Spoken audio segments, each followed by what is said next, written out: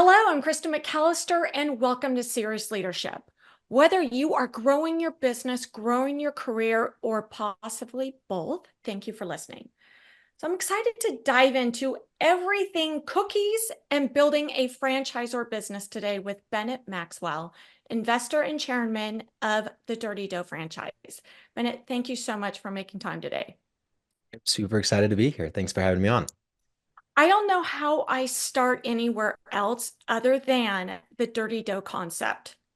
Where did that come from? So, end of 2018, I grew up in Utah. A buddy that I went to high school with moved to Arizona to start doing cookies down there. He saw a company called Chip. They were the first ones to do the gourmet, like weekly rotating, all that. Then Crumble came after them, and he's like, I want to be the first company in Arizona. So, what do you do when you're a college kid and don't have much money? You just open up a cookie shop out of your shitty oven.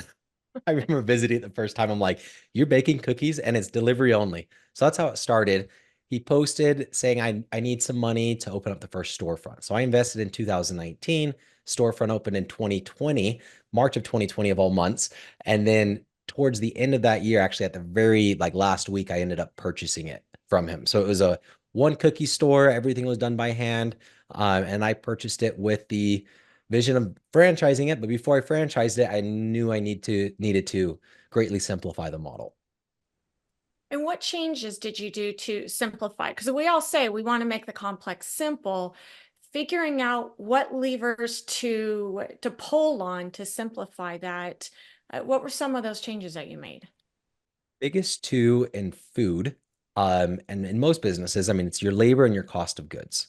So the way that the cookies were being made is the same that Crumble is currently doing. You buy a 50-pound bag of flour, you hire an 18-year-old or a 20-year-old, and it's follow this recipe. Hopefully you don't mess up, or so there's a lot of waste. You mix 60 cookies at a time, portion everything by hand, weigh it by hand. So it's how do you streamline that process. And luckily, I didn't have to invent anything. Mrs. Fields, Great American Cookie Company, and Insomnia Cookies have all been doing it for, the first two, almost 50 years each. So what do? They do a centralized production. So you get economies of scale on your flour, sugar, butter. You're ordering, truckloads of flour. And then you mix thousands of cookies in an industrial mixer, which gives you greater quality control. Then you machine portion it, which same thing, higher consistency. And then our spin on it has been stuffed cookies. So we do giant stuffed and 3-layer cookies, like a chocolate cookie on the outside, a chocolate chip dough in the middle with a caramel injection. Um, so that was and it's been a lot of work to figure out all of that because now we're a food manufacturer and now we're also a logistics company. But fast forward, we opened our first franchise 2 years ago. We have over 80 open right now.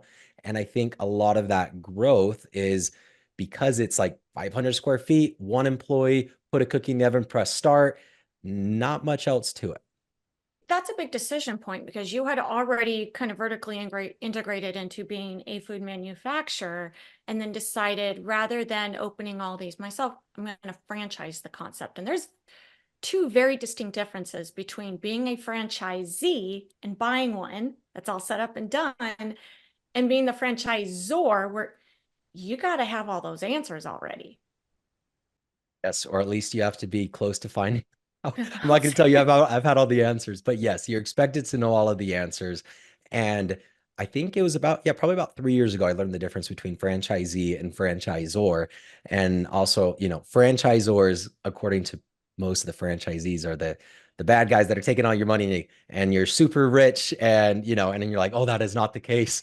Look how much support we have to provide, and there's barely enough money to do that. So it's a fun ride though. Looking at that is we sometimes don't realize how much support those storefronts that we're walking into, whether we're buying tacos or we're buying cookies, how much goes into that.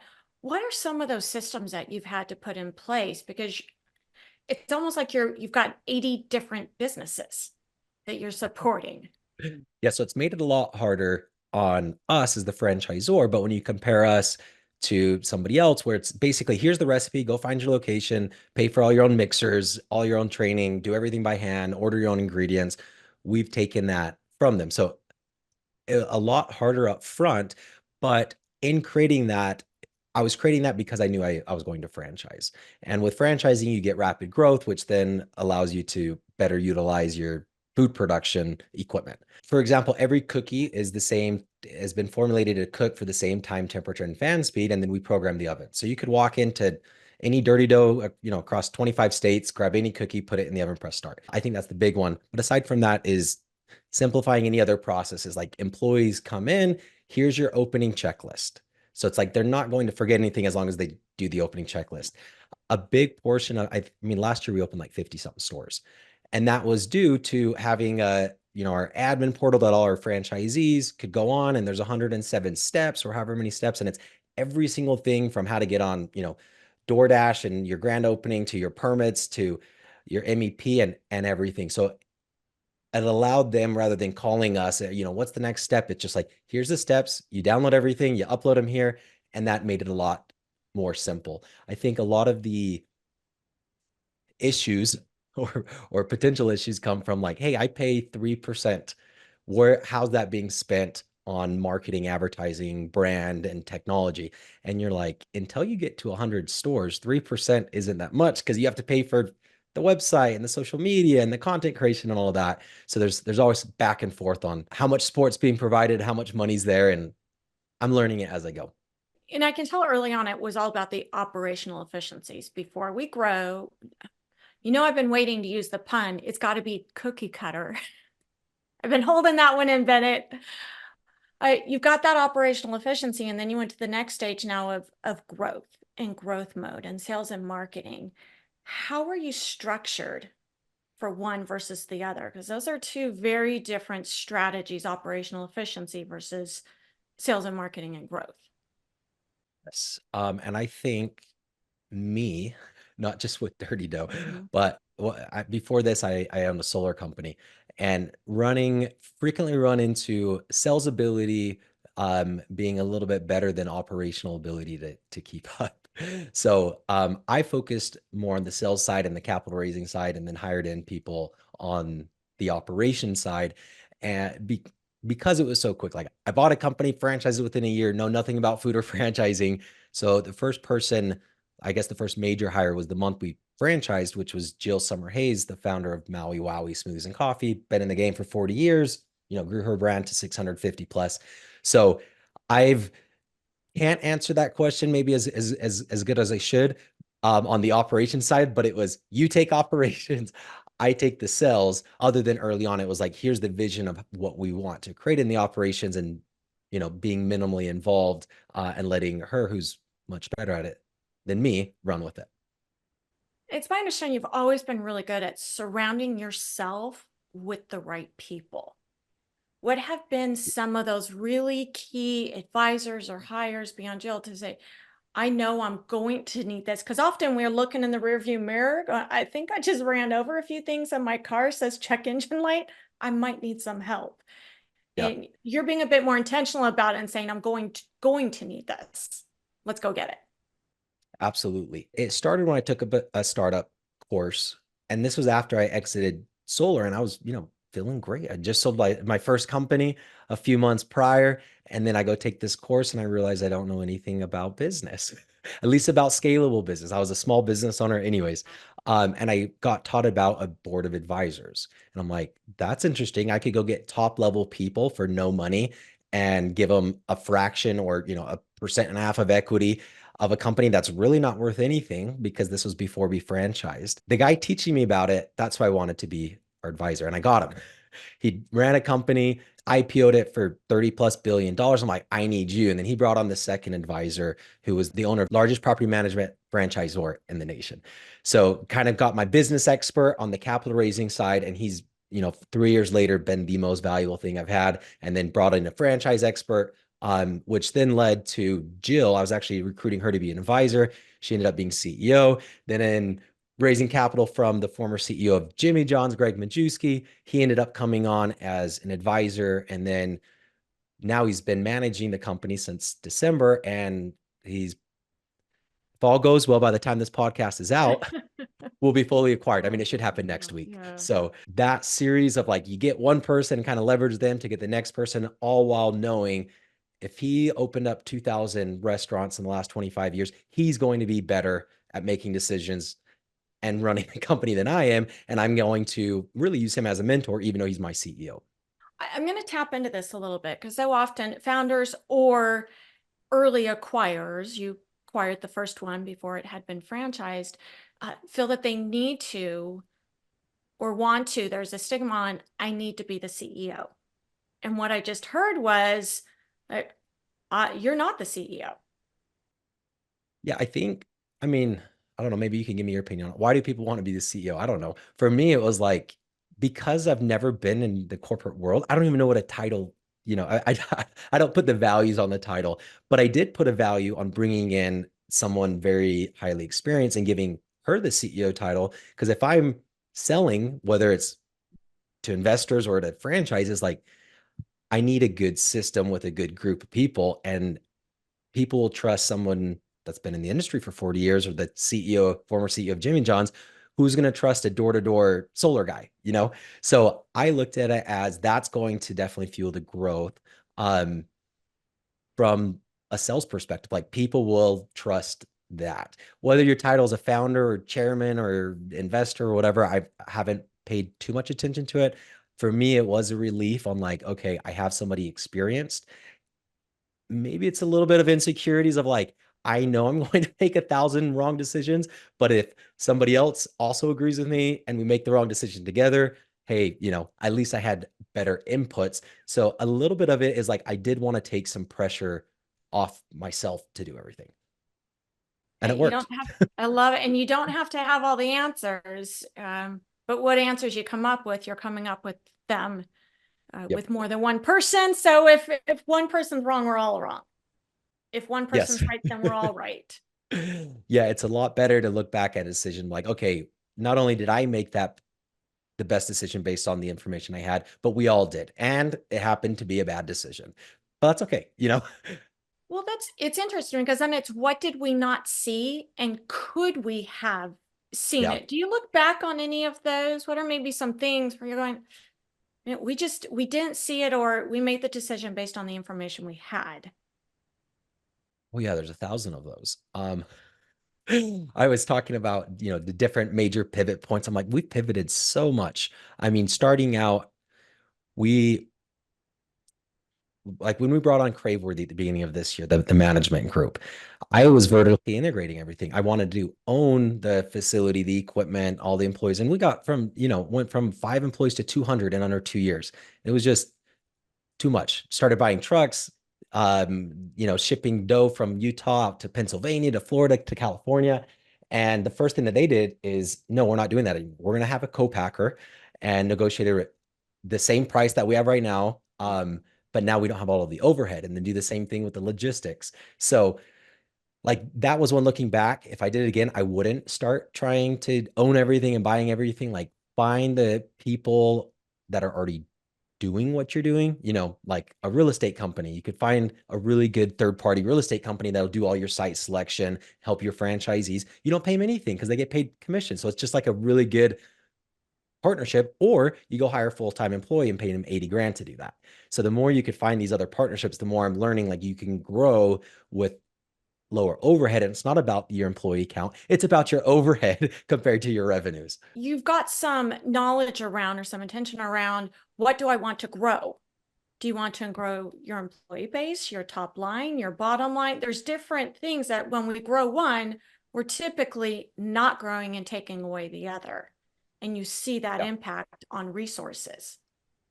Yes. I also got the advice, hey, you're making this too complicated because there's opening up different entities for different regions or corporate stores. And I'm like, but it's not complicated. I understand it. And then now we're going through an acquisition, and man, the paperwork is probably 5 times longer than what it typically would be if we were just a traditional, cookie franchisor trying to sell. So again, next time I'm like, yeah, I would go back and keep it simpler. Now, I say that, but I also want to throw out the caveat on I am a believer that any decision that's ever been made was based on, your wants, desires, information, hormones.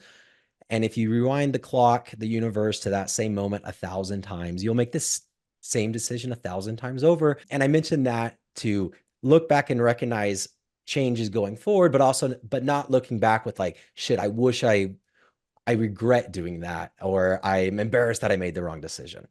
I think it's maybe the next time I'm going to stop and ask these questions and make sure that I'm going to get the outcome that I'm looking for.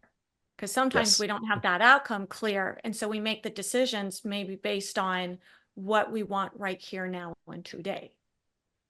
Yeah. And zooming out and looking at the bigger picture and knowing what the bigger picture is. For me, it came down to actually developing a mission statement and pulling away my material goals and landing on emotional goals. When I went through that process, the mission statement that I came up with is finding joy and fulfillment despite life's dirtiness. So don't wait to sell the solar company, or don't wait for anything to find the joy and fulfillment. You do need to have it. I mean, you can have it sooner rather than later if that is your goal, or you could put your goal like I did my first time around with my solar company. I want to be a millionaire. And then I sacrificed my health and relationships and everything, and I achieved it. And I was like, life's not really different. So that's when I'm like, okay, convinced I need to change all goals going forward. It has to have an emotional goal at the end. Otherwise, I'm only at the 10-yard line, setting my goal at the 10-yard line when the true 100-yard guideline should be, my joy and fulfillment for me, or whatever that emotion is.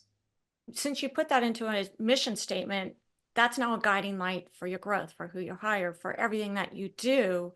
Do you ever get caught up in the moment and stop and say, wait, pause? Is there joy and fulfillment in what we're doing right now? Yes and no. I don't do it enough, but I see a therapist every week, and it just so happens they're professional at keeping me on my goals. Like Love you it. have an investment opportunity, an investment offer, and you're like, do I want to take the money? Do I not? Do I want to give up the equity? And you get advice from everyone, right? And everybody gives you different advice, but it tends to be, don't give up your equity because it could be worth so much more in the future. Because what they're giving me advice on is revenue and profit, right? But revenue and profit, I know 1,000% are not my goal. So then it's, here's all of the potentials to grow the business. We don't know which one's going to work, because we're going to guess no matter what. But if I make it revenue or profit based versus joy and fulfillment, it's a harder decision. If I make it joy and fulfillment based, especially with the help of somebody else, a professional therapist, I'm like, here's my offers. What should I take? And then she brings me back to which one's going to bring you closer to the joy and fulfillment. And then it's like light bulb goes off. Oh, that's an easy decision. It's this one, rather than like, shit, I don't know which of these 5 is really going to make me more revenue, but it is a lot easier for me to identify which of these 5 options will most likely give you the most joy and fulfillment. And I think so many times when we're putting out that vision statement, that mission statement, they're words on paper until we take them off of the paper and into our real life. And I love that you put in that personal, 'cause so many times I've seen it over and over, from businesses to athletes, where we end up feeling like we have to choose between professional goals and missions and personal goals and missions, when in reality, they really should be feeding each other. Yeah, the when I did that activity, I had a business coach kind of walk me through it. And then, finally, after texting people and asking them core values and building spreadsheets and reading books, writing obituaries, like, how do I want to remember it? I finally got it. And I'm like, sweet. Then I go back to him. I'm like, okay, Mike, now how do I do Dirty Does mission statement? And he's like, you idiot, it's the same thing. Your business is there so you can achieve your mission statement. And I'm like, oh, that's pretty cool. And yes, having that, and I do agree with that order. Do it for yourself personally, then have your company adapt to it. And employees and everybody else really do gravitate, if it's an actual mission statement that you're living by and talking about very frequently, because you can always throw a mission statement on your website and then really nobody pays attention to it. It's amazing. I did an exercise recently where I started researching companies succeeded versus companies who didn't. Um, And it was interesting. The pattern I found between them is the ones that weren't around, they're struggling, they did not succeed. The statement was, unknown vision or mission statement was not shared publicly. It was not on their website. It was not, because I asked what was the vision and mission statement for yeah. those who did and those who didn't. And those who didn't, more times than not, nowhere to be found. That is super interesting. So no, that's speaking even strongly or to my opinion. I'm like, man, I didn't do it with solar. I'm doing it with dirty dough. And it's just night and day difference on direction, but like just living day to day with less stress, I think has helped a lot because business is crushing. No, no other way to say it. At times it crushes you. it it is. Well, it can crush you. I always say you've got to have an iron skillet for a stomach to be a business owner, an entrepreneur. You've always seemed to be entrepreneurial. How did you start the solar company? Was that a similar acquisition or you just started Yeah, no, doing jobs? I did a solar summer, and in Utah, summer sales is really big. You move out 4 or 5 months, you go sell whatever. I've done pest control, direct TV, solar, Vivint security systems. Anyway, I did solar and I loved it. I was like, you could work 4 to 8 every day, in the evenings, 20 hours a week, make amazing money. Um, After the first, few months, I was just talking with my brother. He's 13 years older than me. He bought a Signs by Tomorrow franchise, I think when he was 22 or 23. So he's 40 something now. So he's been in the game for a bit and he's like, why don't you do this online? I'm like, because I don't know how to, And he's like, well, that's what I do. Um, let's do this together. So we kind of did a pilot program, seeing if that would work. It worked, but that's how I got in the first one. Is really my brother like, hey, let's do this together, and him giving me the confidence to do it. And I mean, man, that's very fortunate to have a experienced business mentor in your first business that also happens to be your brother that you love. Um, and that was about a year into it. We were both mostly out of the business. And that's what actually gave me the opportunity to buy Dirty Dough. It was exactly a year into solar. And then about 6 months after the opportunity came that we could sell, we jumped on it. And since then, yeah, full-time Dirty Dough. I love it. I'm sensing a pattern of speed because when you look at the numbers of I did this and then I did this, you do more in 1 year than some of us do in 5 years, or we take a while to assess it and then say, no, I'm not going to do that. Is this an inner drive? Have you always just been quick, or is it the way that you're approaching your decision making and your goals? I'm amazed by just the speed. And I don't think I found someone who could talk as fast as I can. Thank you very much.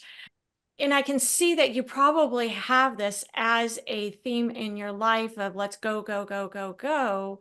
But you're doing it. There's a framework, there's an intention there. You're not just jumping off the cliff and going, wait, do I have that parachute on me? Yes, well, sometimes I do that. One is I do believe you just need to take action. So when I had no intentions of buying Dirty Dough, zero. Never even thought that was ever going to be an option.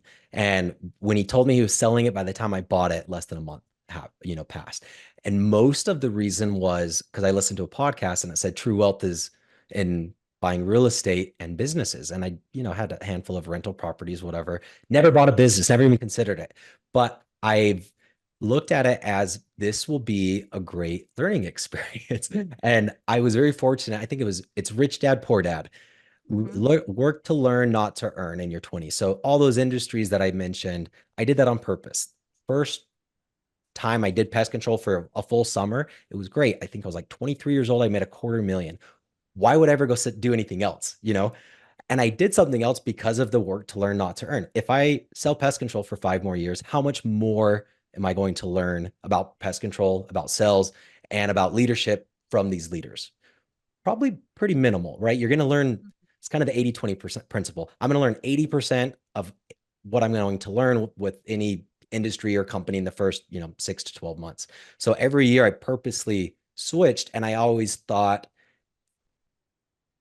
I'm only 20 something, money could come later. Let me just build up the skills. And that's also been maybe an excuse for my compulsive decisions. Like it doesn't matter because if nothing else, at least I'm going to have a good experience and learn something, even if I, fail or lose something, lose money or whatever. And I think that attitude, it's led me to some losses, but the major ones seem to be working out. That's fantastic. Because sometimes we're overly cautious. And I love it. Just take action, just do it. But you learned before you leaped. in that Some cases. scenario. I you mentioned that. I want to go back a little bit and double click on the growth that you had. You said we grew by 50 franchises in a year. Did I get that correct? Yeah, we started last year with 7 and we ended up with, yeah, just I think 60 or maybe Okay. 58. How do you not implode with that kind of growth? Because that is an immense amount of growth, even with having all those advisors around you. And I've seen a number of high growth companies, it just they end up falling more than they're able to get up, or they're doing things at the cost of others. And you're just thriving in this. What advice would you give? I feel like I'm thriving this week. If you would have asked me last week, it could have been different. It's always the ups and the downs.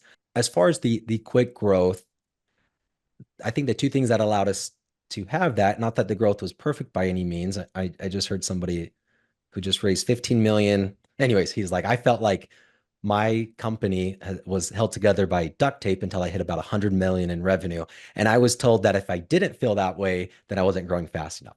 Now, I don't know if I agree with that. I'm actually trying to gravitate away towards what I've been doing on the just go, go, go, go, go, because progression's always better and bigger is always more. I'm trying to get out of that mindset.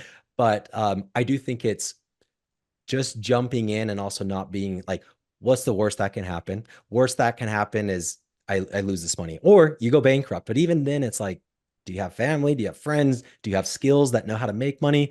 And if you kind of go to that worst case scenario, it allows you to take a little bit more action.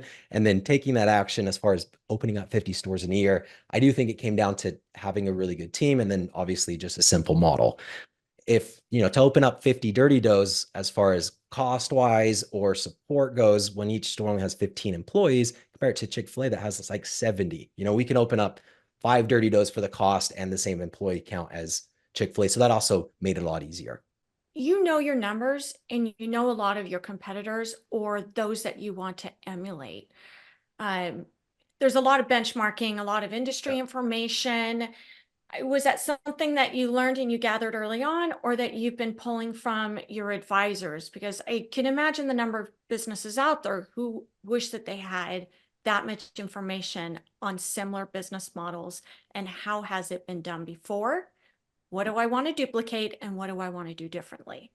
It came early on before we franchise, I was still trying to figure out exactly, I guess, which route to do it. And turns out there's 5 states that if you're a franchise in those states, your franchise disclosure documents are listed online. So I went up and looked at Nothing Bundt Cakes and looked at their revenues and things like that, Crumble, all of the competitors way before, and it's available online. Like I can go look at Subway's franchise disclosure document, scroll down to section or item 19 and see whatever financials they disclose. And it's usually like top store, median, average profits, and things like that. So the data is out there.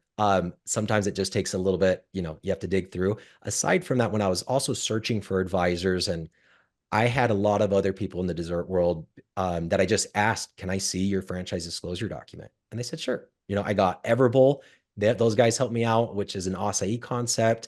I'm sure I could list off another, 5 or 10 just from friends or acquaintances that I was like, hey, what would you do? Can I look at your franchise disclosure document so I can help model mine? But yeah, I don't think I made up anything.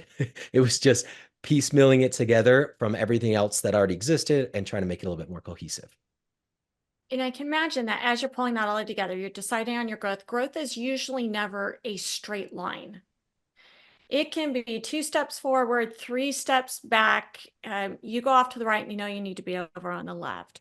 What were some of the big challenges that you faced in your growth? Because we can say, oh, it was the talent, it was I couldn't find the right people, or it was getting from 0 to 3. How do you see business challenge? We all even look at them differently. What were some of those challenges that you felt that was Mount Everest at the time?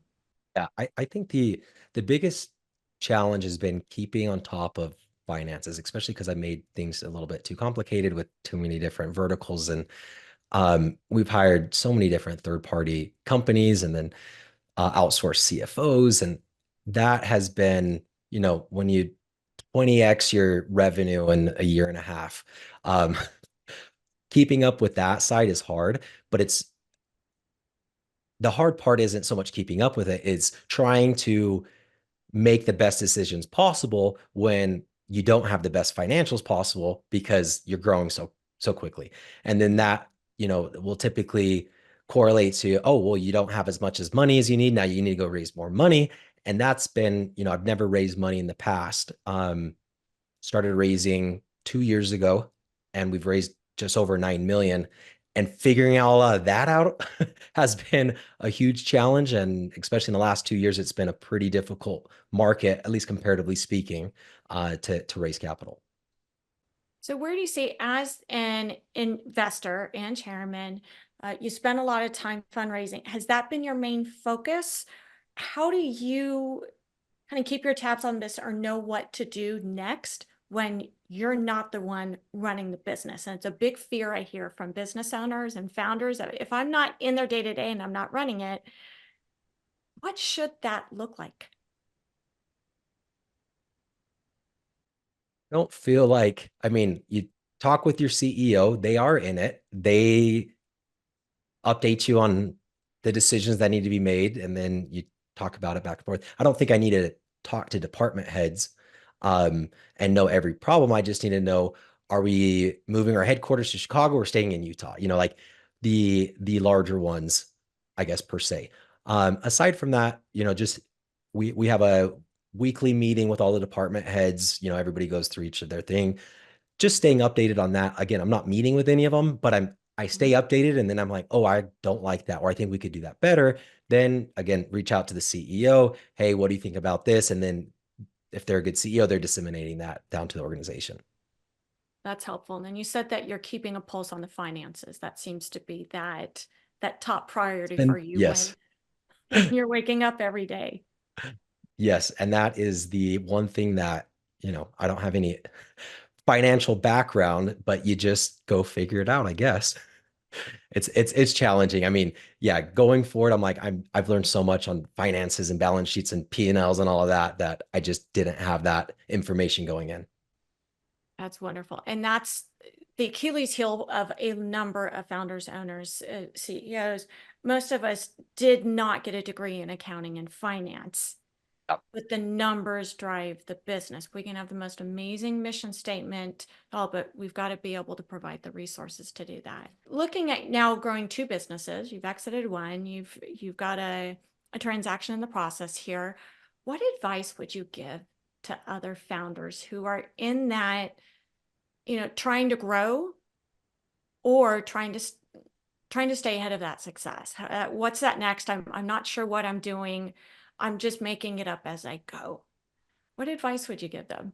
Good, because you are in the same camp as everybody else. At least that's my opinion. You have two camps of people. One camp that says, I don't know, and the other camp that also doesn't know, but they say that they know. Yeah, maybe they knew how to do something in the past, and there's indications of success. But one, I think confronting that and like, I don't know that much is great. Then it opens it up to, okay, well, who does? Now let's go find other people that maybe they don't know everything, but they know a little bit more than me. Anyways, I'd say that, yeah, surrounding yourself with a group of good people. Maybe you can't go hire a CEO right at the beginning. And honestly, Dirty Doe, we didn't have the money to do it. I told myself I was going to go knock doors and pay for her salary. Luckily, I didn't need to. But surrounding yourself with good people, I'd look up advisors, like how to build an advisory board. It's typically 0.5% to 1.5% of equity over a 2-year vesting period with a 6-month, every 6 month, a quarter of it vest. Go do that and go get some good advisors. That probably doesn't make sense vesting and all of that to a lot of people, but you could go look at the definitions. And then the second thing is, because people are always asking me, like, how do I get to the next level of the business? I want to expand to this. And it's like, okay, but why do you want to do it? And a lot of them follow my same story. And well, because if I make more money, then I will have more time freedom and financial freedom. But yeah, but what does that mean? Well, I'm going to go on vacations with my family. Well, why do you want to go on vacations with my family? Well, because I like being with my family. Well, guess what? You live with your family, just be with them every day. You know what I mean? Like, what make sure that whatever that goal is, it's not the what I've always done, $1 million or 10 million, whatever it is, but it's narrowing down on the emotion. And then can you achieve your emotion that you're after today by just changing your schedule around rather than sacrificing the next 5 years of your life to go make another $1 million. And maybe that $1 million is going to give you what you want. Or you could just try to have it today. It's probably some of the best advice I've heard on the podcast, because so many of us give up one to get the other, and we feel like it's mutually exclusive, or we don't realize what we're going to need to give up until we've actually given it up. I love that question. I heard you, I think I counted about 5 but whys in your thing, but why, but why? And it's kind of that you feel like you're talking to your younger self saying, but why?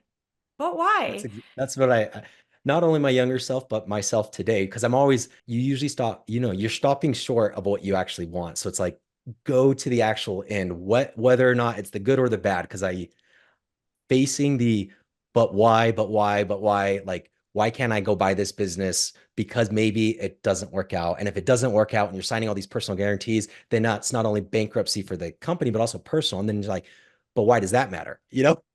So playing it out to the end on both sides, I think allows you to just live day to day with less stress and anxiety. And for me, I've needed to gravitate it towards that.